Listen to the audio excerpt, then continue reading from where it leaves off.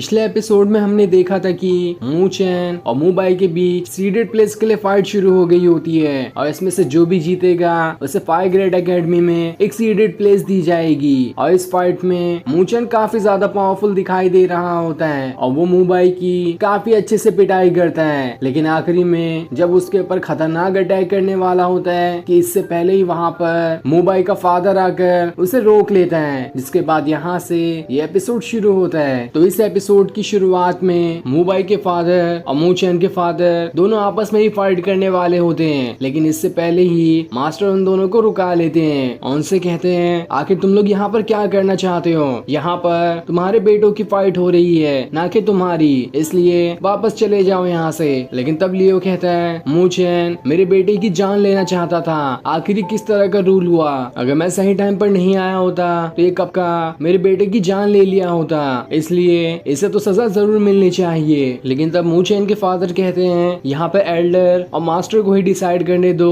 कि किसने रूल तोड़े हैं और किसे सजा होगी। तब मास्टर कहते हैं अगर तुम दोनों ने दोबारा झगड़ा करने की कोशिश की तो इसका जो भी जिम्मेदारी होगी वो तुम्हें उठाना पड़ेगा और तुम इसके ऊपर कोई सवाल भी नहीं उठा सकते, इसलिए भलाई इसी में है, शांत हो जाओ। तब लियो कहता है मेरे ख्याल से मू चैन और मू बाई दोनों काफी ज्यादा थक चुके हैं, इसलिए इस राउंड को ड्रॉ कर देना चाहिए कि कोई भी इस राउंड में नहीं जीता। तब ये सुनकर तो सारे के सारे लोग हैरान रह जाते हैं कि आखिर ऐसा कैसे कह सकता है। मैच देखकर तो साफ पता चल रहा था कि मू चैन ने मू बाई की खूब पिटाई की है और वो तो दोबारा फाइट करने के लायक भी नहीं बचा, तो आखिर ये मैच ड्रॉ कैसे हो सकता है। तब मास्टर एल्डर से कहते हैं अब आप ही बताओ कि इस राउंड में कौन जीता है या फिर ये राउंड ड्रॉ किया जाता है। तब एल्डर कहते हैं ये राउंड तो ड्रॉ होने से रहा और मैं इस राउंड का विनर पूरी शान से मू चैन को कहता हूँ, क्योंकि वो सच में विनर बनने के लायक है। जो सुनकर तो लियो के गुस्से का ठिकाना नहीं रहता, वो एकदम गुस्सा हो गया होता है कि आखिर ऐसा कैसे हो सकता है, जब दोनों ने काफी अच्छी फाइट की तो मू चैन कैसे जीत गया।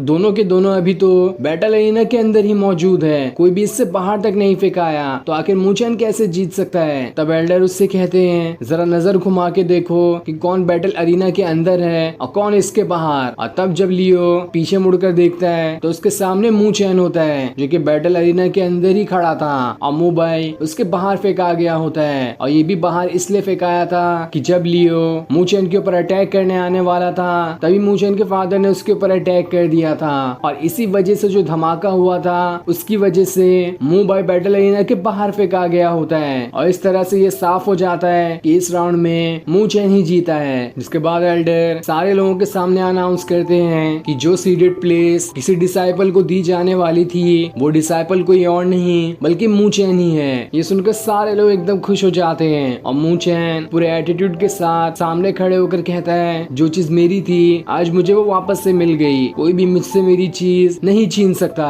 अब एल्डर सारे लोगों को एक लाइन में खड़ा कर देते हैं और उनमें से कहते हैं मैं जिसका भी नाम लूंगा उसे सामने आना पड़ेगा, क्योंकि मैं उन सभी को फायर ग्रेड एकेडमी की किसी एक एकेडमी के अंदर एक प्लेस दिलवाना चाहता हूँ, क्योंकि तुम सब ने काफी अच्छी फाइट की है। भले से इसमें तुम्हें सीडेड प्लेस नहीं मिली, लेकिन तब भी तुम फायर ग्रेड एकेडमी की किसी एक एकेडमी में शामिल हो सकते हो, क्योंकि तुम्हारे पास टैलेंट काफी ज्यादा है। और इन्हीं डिसाइपल में मूलिंग, होंगलिंग, क्विंग, मुबाई और बाकी सारे डिसाइपल भी होते हैं जिन सभी की फाइट हुई थी। और उनमें से कितनी फाइट को तो एल्डर ने ही ड्रॉ करा दिया था, क्योंकि जैसा मू चैन ने सोचा था एल्डर भी वही सोच रहे होते हैं। वो यहाँ पर सभी का टैलेंट देखने आए थे, ना कि हार और जीत, और उनको सभी का टैलेंट पसंद आया, इसलिए वो फायर ग्रेड एकेडमी की किसी न किसी एक एकेडमी के अंदर उन सभी को एक प्लेस दिलवाना चाहते हैं ताकि वो उस एकेडमी को ज्वाइन कर सके। साथ ही एल्डर होंगलिन और क्विंग को फिनिक्स एकेडमी में जाने कहते हैं, क्योंकि वहाँ एकेडमी में ज्यादातर लड़कियां ही होती है। लेकिन ये सुनकर तो क्विंग थोड़ी उदास हो जाती है, क्योंकि अगर वो वहाँ चली गई तो वो मू चैन से अलग हो जाएगी और वो उससे दोबारा कभी नहीं मिल पाएगी। लेकिन तब भी वो यहाँ क्या ही जवाब दे सकती थी, इसलिए वो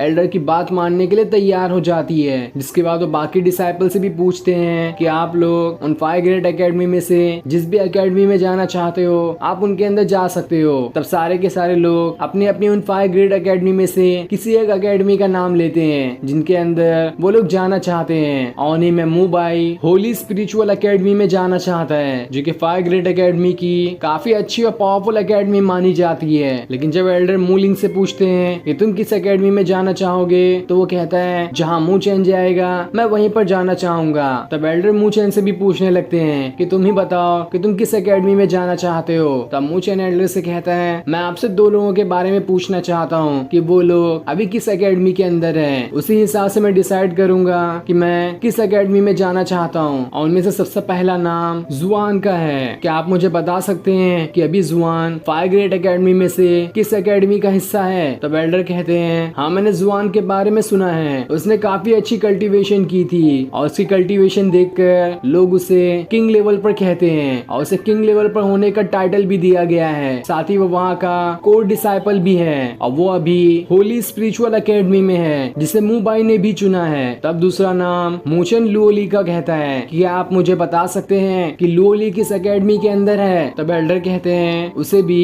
किंग लेवल का टाइटल दिया गया है और वो अभी नॉर्थन हेवन एकेडमी के अंदर है। मार्शल एकेडमी के डीन ने उसे खुद पर्सनली इनवाइट किया था ताकि वो उनकी एकेडमी में चली जाए, लेकिन तब भी उसने उन्हें इनकार करते हुए हेवन एकेडमी को ही चुना। न जाने इसके पीछे उसका क्या कारण हो सकता है, वो तो वही जानती होगी। तब मूचेन को लियोली के साथ बिताए पल याद आने लगते हैं, जहाँ वो उससे पूछती है कि अगर तुम्हें मौका मिले तो तुम किस फायर ग्रेट एकेडमी में जाना पसंद करोगे? तब मूचेन कहता है मैं हेवन एकेडमी में जाना पसंद करूंगा। तो तुम किस में जाना पसंद करोगी? क्योंकि तुमने तो कहा था कि तुम मुझे हिडन एरो से बचाने वाली टेक्निक सिखाओगी, तो तुम्हें मेरे साथ ही चलना होगा हेवन एकेडमी के अंदर। लेकिन लुओली कहती है मैं वहाँ क्यों जाऊँ, जहाँ मेरा मन करेगा मैं उसी एकेडमी के अंदर जाऊंगी और मुझे तुमसे किया हुआ कोई वादा नहीं याद है। जिसके बाद वो वहाँ से जाने लगती है। लेकिन मूचेन उससे कहता है तुम सुंदर हो तो इसका मतलब ये नहीं कि तुम सभी के वादे तोड़ दोगी, तुम्हें तो हेवन एकेडमी में जाना ही होगा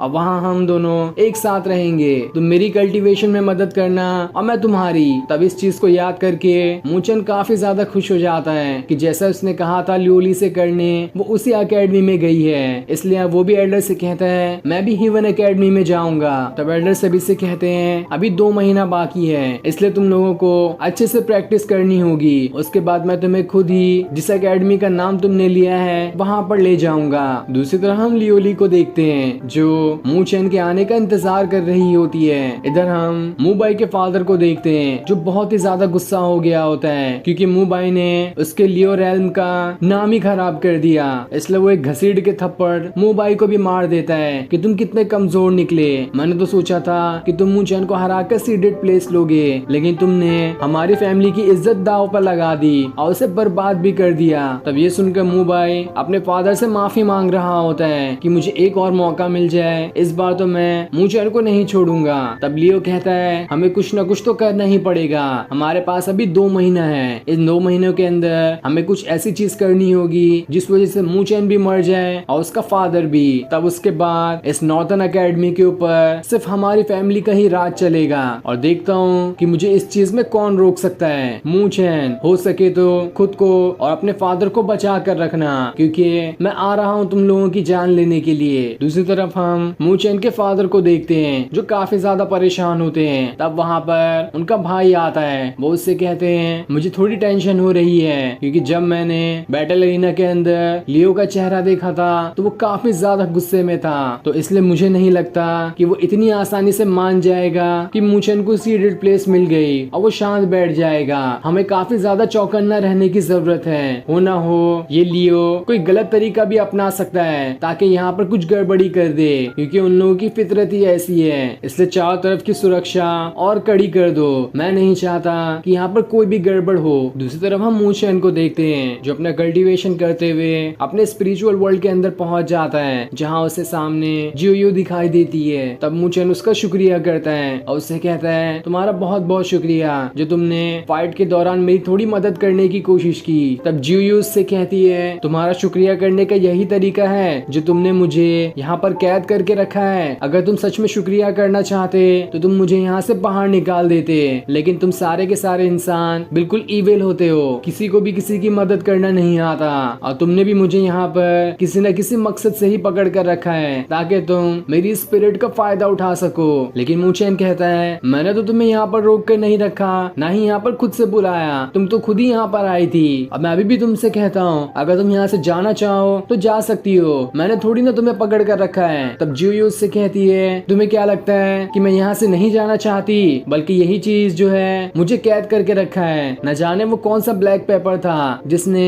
मुझे इस चीज के अंदर कैद कर दिया, और इसी वजह से मैं यहाँ से नहीं बाहर जा पा रही हूँ। अगर मुझे खुद से रुकना होता तो मैं तुम्हारे जैसे कमजोर इंसान के स्पिरिचुअल वर्ल्ड के अंदर तो बिल्कुल भी नहीं रुकती, जो सिर्फ अभी स्पिरिचुअल रिंग लेवल पर ही मौजूद है। तब मूचेन भी सोचने लगता है कि आखिर वो ब्लैक पेपर क्या था जिसने जुयू को इस तरह से कैद करके रखा है। ना मैं इसे तोड़ सकता हूँ, ना जुयू खुद इसे तोड़ सकती है, जबकि वो मुझसे तो काफी ज्यादा पावरफुल है। जिसके बाद जुयू मूचेन से कहती है अगर तुम्हारे अंदर ताकत नहीं है कि तुम इस चीज को तोड़ सको तो चले जाओ यहाँ से, यहाँ पर क्या करने के लिए आए हो। तब मूचेन उससे कहता है मैं तुम्हारी स्पिरिट का कोई गलत फायदा नहीं उठाना चाहता हूँ, जबकि तुमने तो मेरी मदद ही की, तो मैं तुम्हारा बुरा क्यों चाहूंगा। देख लेना मैं अपनी बहुत अच्छे से कल्टीवेशन करूंगा, और जब मैं पावरफुल बन जाऊंगा तो ये ब्लैक पेपर की पावर को खत्म करके तुम्हें यहाँ से आजाद कर दूंगा। और इतना कहने के बाद वो पूरे जोश के साथ वहाँ से जाने लगता है। तब उसे जाते हुए देखकर उसे मूचेन के साथ बिताए सारे पल याद आने लगते हैं कि उसने कितनी अच्छे से मेहनत की और अपना कल्टीवेशन पावर भी बढ़ाया, साथ ही उसने काफी अच्छे से फाइट भी की है उस कंपटीशन के अंदर। तब उसके इतने अच्छे जोश और अच्छे कामों को देखकर उसे थोड़ा थोड़ा मूचेन पे भरोसा होने लगता है कि ये बाकी इंसान की तरह बुरा इंसान तो बिल्कुल भी नहीं है, और हो ना हो ये जरूर मेरी मदद करेगा